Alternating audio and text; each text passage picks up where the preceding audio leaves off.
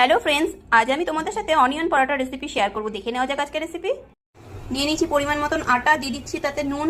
এবার জল দিয়ে একটু ডো রেডি করে নেবো। মেখে ডো রেডি করে নিয়েছি। নিয়ে নিয়েছি পেঁয়াজ কুচি, ধনেপাতা কুচি, কাঁচা লঙ্কা দিয়ে দিলাম, স্বাদ মতন নুন দিয়ে দিলাম, কিছুটা চাট মশলা দিয়ে দিচ্ছি, জিরে গুঁড়ো, লঙ্কার গুঁড়ো। এবার এগুলোকে এই পেঁয়াজ, কাঁচা লঙ্কা, ধনেপাতার সাথে ভালো করে একটু মিশিয়ে নেব। এবার একটু বেলে নেবো গোল করে, রুটির মতো করে। আগে এবার এখান থেকে যে পেঁয়াজটা রেডি করেছিলাম, পেঁয়াজের মিশ্রণ কতটা দিয়ে দিলাম।